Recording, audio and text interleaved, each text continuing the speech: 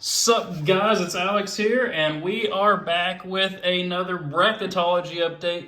Now, I do have to say, this Bracketology update is a bit outdated. Joe Lunardi updates them every Tuesday, which means this is getting released on a Monday. So this is going back to last Tuesday. I have a busy week ahead of me, so I thought, why not just go ahead and drop it now? So a couple of these seeds are probably going to be a little outdated, but we'll get to those as we get to those. But anyway, we have had a crazy first couple of weeks of college basketball. We've had some surprises, we've had some disappointments, we've had a lot of big games so far, which we'll get to here in a little bit. But I want to know, as we get this video started, who's been your biggest surprise team of the season so far? It could be a ranked team. It could be my Kentucky Wildcats actually looking good, beating Duke.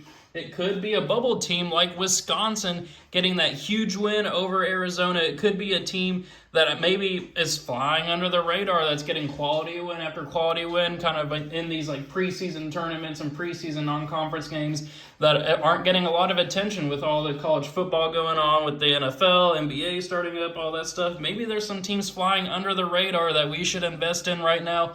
Let me know in the comments section below. So anyway, we should talk about what happened last week here in college basketball, starting with that Champions Classic. Kansas handling Michigan State pretty handily. I think it ended up being about a 10-point game or so, but Kansas looking like the preseason #1 team that everybody thinks they were. And then, of course, Kentucky coming back from being down at the half to Duke and coming back to beat Cooper Flag and the Blue Devils. Kentucky looking good, too. That's not a knock against Duke either. They've been looking fantastic as well. They play great basketball, just faltered down at the end with their inexperience versus Kentucky, who's loaded of college transfers and knows how to close out games there, which may be something to watch out for as the season progresses.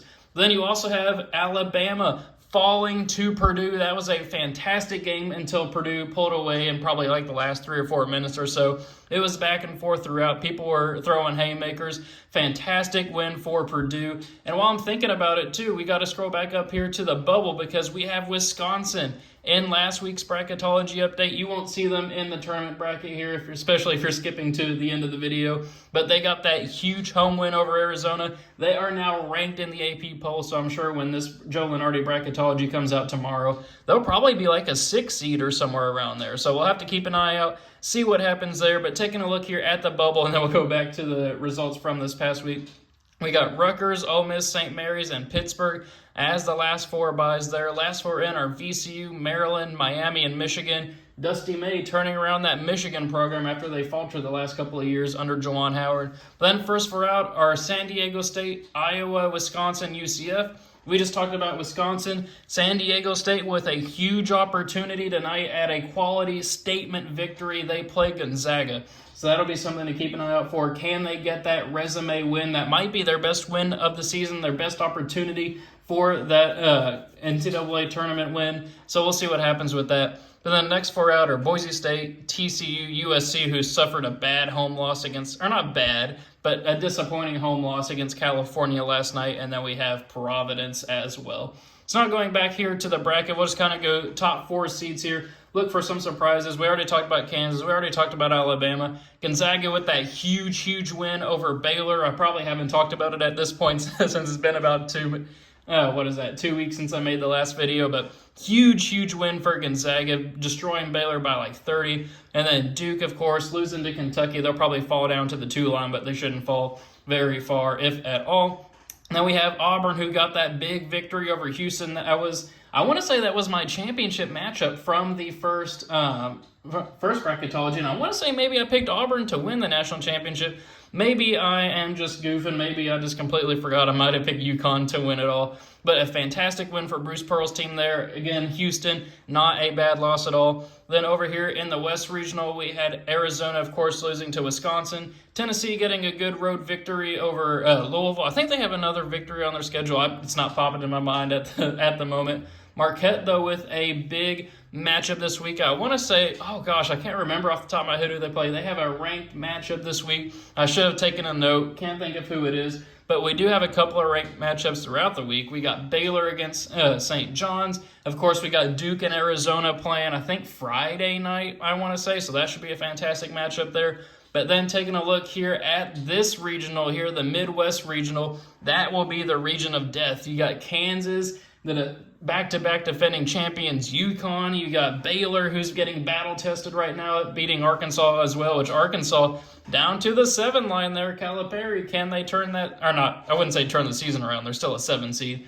But can he get that group together similar to the Kentucky teams of old? But then we also have Purdue over there in the Midwest Regional. Just got that huge home victory over Alabama. You got St. John's, the ranked team, the Fighting Rick Pitino's. And you also got Kentucky, huge win over Duke.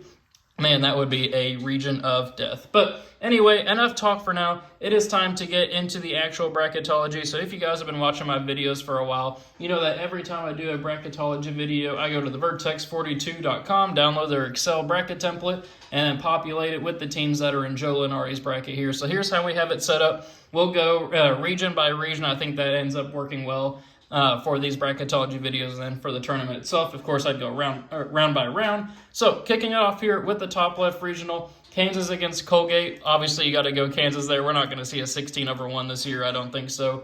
But then Texas versus Memphis. I'd be honestly surprised if Memphis is ranked at the end of the year. Texas, I want to say they beat Arkansas. I should have taken more notes, but I think they beat Arkansas earlier in the season. I got the Texas Longhorns pulling off that victory there. St. John's and Bradley. I don't think Bradley's a team that could knock off St. John's. St. John's hasn't looked the cleanest so far in the first couple of games, but they're taking care of business. I got them moving on past Bradley. Purdue against McNeese. If you had asked me before Saturday, it was Saturday, or maybe it was Friday. It was whenever the Mike Tyson-Jake Paul fight night was. I probably would have picked McNeese to pull off the upset. But Purdue looked good. I got to go with them there. Same thing with Kentucky against 11 seed Miami or Michigan. I think Michigan wins that play-in game, but then falls to Kentucky. Baylor and Ohio, I got Baylor winning that one there. Then we are going to go with 10 seed Dayton, the Flyers, pulling off the slight upset, 10-7 over UCLA. And then we got UConn moving on past Sanford. So not a whole lot of upsets in this first regional. I think it just speaks to the quality of those top teams, which could be right for upsets, those unexpected upsets in the NCAA tournament. But for a spot in the Sweet 16, we are going to go with Kansas here, moving on past Texas. Purdue, I think, would be able to beat St. John's. Then, you're going to call me a homer, maybe so. But Kentucky, the way they played against Duke, I got them pulling off the 6-3 over Baylor, where they will face 2 seed UConn for a spot in the Elite Eight. Which, speaking of the Elite Eight, look at these teams here. What a stacked region, as I mentioned. But first, number 1 Kansas, number 4 Purdue. Give me the Jayhawks. Give me Kansas. That team is stacked with talent. I will go with Bill Self there, continuing his NCAA tournament prowess. Then UConn, I think, would be Kentucky. That would be a fantastic matchup to see. I wish they were playing in the preseason this year, but alas, they are not, which sets up Kansas and UConn. Kansas is probably the pick there, but give me Dan Hurley figuring out how to get UConn back to the Final Four, making a run at back-to-back the three-peat. I got the Huskies moving on. They've looked pretty good here in the preseason, so we'll see what ends up happening with that team. They did lose a lot of talent. I'm just going to go with the coaching there. So then we'll move on here to the top right regional. Alabama will beat the winner of Arkansas, Little Rock, and Central Connecticut. Then we'll go with Xavier moving on past Kansas State. Indiana falling prey to Grand Canyon. The Antelopes pulling off that classic 12-5, where they will face High Point. High Point I got beating Cincinnati. High Point plays a fast brand of basketball. I think that they will upset Cincinnati there and set up a 12-13 matchup in the second round. Then we're going to go with Florida here beating the winner of VCU and Maryland, which I think would be Maryland at this stage. North Carolina will beat North Florida. Give me John Calipari in Arkansas. I do have them beating the talent-laden Rutgers. We'll see what ends up happening with Dylan Harper and Ace Bailey over at Rutgers, if that team can get it figured out and not just be a two-man show. But give me Arkansas for the time being, at least. Then we'll go with Iowa State here, moving on past South Dakota State. Then for a spot in the Sweet 16, Alabama and Xavier. Give me the Crimson Tide there. Grand Canyon and High Point. Give me the Antelopes of Grand Canyon into the Sweet 16 as a 12 seed. North Carolina and Florida. Give me the Florida Gators. I'm actually going to go with another 6-3 upset there, ending R.J. Davis's potential last run with the Tar Heels there. Arkansas and Iowa State. Give me the Arkansas Razorbacks pulling off the 7-2. Can Calipari get it figured out? I think a change of scenery could do it. He has a lot of experienced players coming over from Kentucky. Why not pull a 7-2 upset here on November 18th, which sets up 3 SEC teams in this regional here. But first we got Alabama versus Grand Canyon. Don't think Grand Canyon will be able to pull off that upset there. I got Bama moving forward, where they will face the Gators. I got them pulling off, or it's not pulling off, they're not pulling off an upset, but I got them beating Arkansas there to advance on to the Elite Eight. Alabama versus Florida. Give me the Crimson Tide. They did lose to Purdue, which is kind of funny that they end up making it to the Final Four, but Purdue only makes it to the Sweet 16. But that's just bracketing for you right there. So we'll move on down here to the bottom right regional. Gonzaga beating Norfolk State. Ole Miss, I do think, will pull off the 9-8 over Clemson. Ohio State can hang on against UC Irvine there. Same thing with Creighton over Louisiana Tech. Then Illinois versus Pittsburgh. Illinois has a huge matchup this week. I want to say it's against Alabama. It may be against Auburn, but I'm pretty sure it's against Alabama on like Thursday or Friday night, something like that. I may be wrong on that, but I know they do have a top 25 affair at some point this week. But I like Pittsburgh. I watched their game against West Virginia. They looked really good against West Virginia. Obviously, West Virginia's not very close to the NCAA tournament right now, but Pittsburgh took care of business. They could be a team to keep your eye out for. Then we got Tennessee moving on here past Vermont.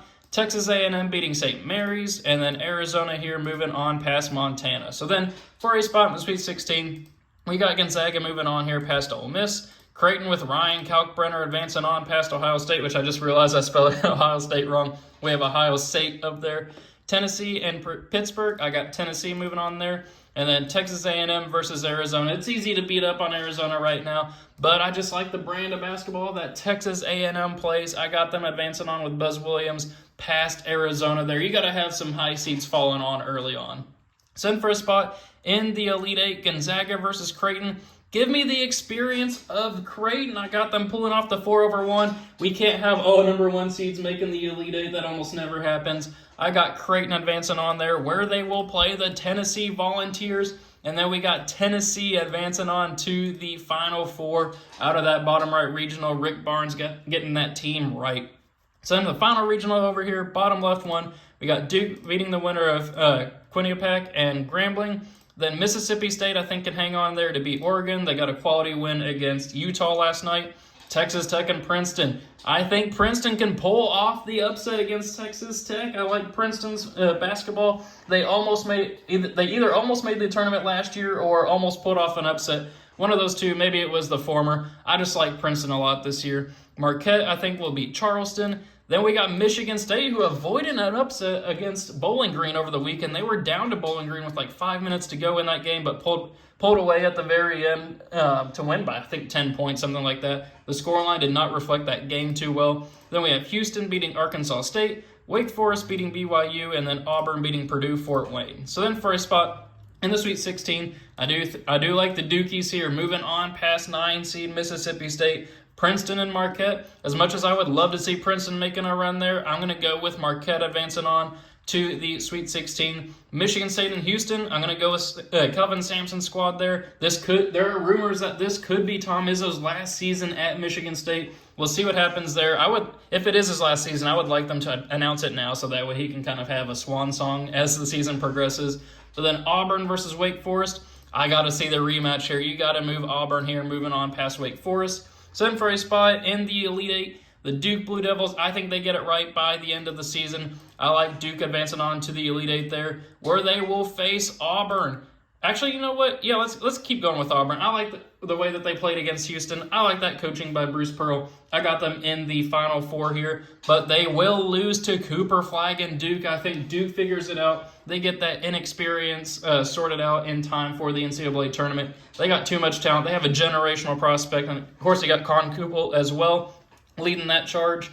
2 very talented freshmen. I got them moving on here to the Final Four. So that sets up 2 1 seeds, a 2 seed, and a 3 seed. Probably could have mixed some more kind of lower seeds in there as well. Try to get around that kind of sweet spot. 10 total seeds right now. What is that? 7 total seeds. 1, 1, 2, and 3. But anyway, for a spot in the national championship game, I'm going to go with Dan Hurley again. I can't bet against him here in this scenario. I got UConn advancing on, where they will face the Crimson Tide of Alabama. Nate Oates, Mark Sears advancing on to the national championship game over Tennessee in a battle of the SEC schools there, which sets up UConn versus Alabama. It's a boring pick, but I feel it in my heart of hearts. It may not happen this year, but I like the three-peat. Hasn't been done in college basketball in a long time. But I have, at this moment, Connecticut beating Alabama, beating Nate Oates, beating Mark Sears, beating that whole squad there, and winning the national championship. I just like the experience that team has, man. We'll see what happens once conference play starts to come around and that team gets more tested. But as of right now, give me the Huskies. So, thank you guys for watching. I really hope you enjoyed it. Let me know your own predictions in the comment section below, and let me know your thoughts on mine as well. Maybe I'm picking some upsets that you don't agree with. Maybe I'm picking too much chalk. I am picking too much chalk. I will freely admit that right now. I'm just waiting for some of these mid-major teams to step up and show me that they should be trusted, that I should pick them to make a run.